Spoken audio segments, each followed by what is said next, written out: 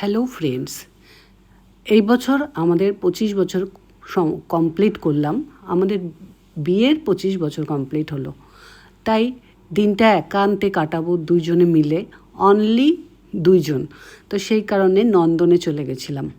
নন্দনে গিয়ে স্বার্থপর বলে একটা বই দেখলাম, ভীষণ ভীষণ ভীষণ ভালো লাগলো। এবং তারপরে সেই সিনেমাটা দেখে 6 বালিগঞ্জ প্লেসে দুজন মিলে ডিনার করলাম, করে মেট্রোতে করেই আবার ফেরত এলাম। ছুটে ছুটে লাস্ট মেট্রো ধরেছিলাম। এরপর বন্ধুদের বায়না, একটু কিছু তো করো।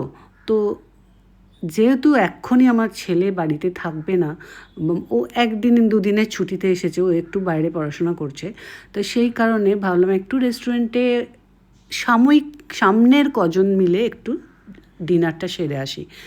সেই মতন আমরা কয়েকজন মিলে একটু ডিনারটা সেরে ছোট্টর ওপরে একটু আমাদের বিবাহবার্ষিকীটা পালন করলাম 25 বছরের। ঠাকুর চাইলে বড় করে পালন করব, এবং ঠাকুর চাইলে 50 ইয়ারের অ্যানিভার্সারিটা অবশ্যই করব। যাক, খুব আনন্দ হলো। এরকম একটা বন্ধুবান্ধব থাকলে সত্যিই আনন্দ হয়।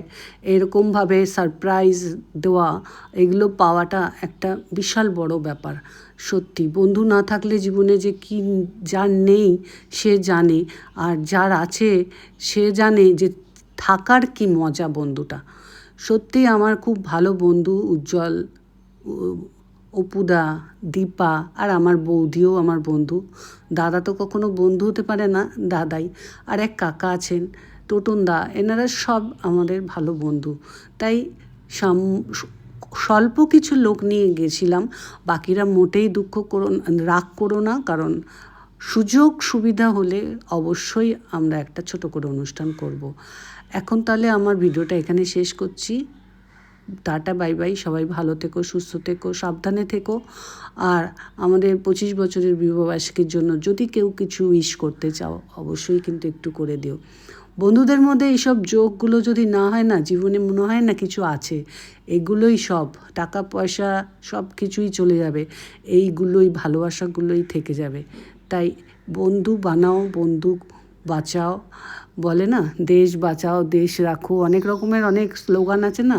আমার মতে বন্ধু বানাও, বন্ধু রাখো, বন্ধু টিকিয়ে রাখো, এটাও একটা বড় স্লোগান।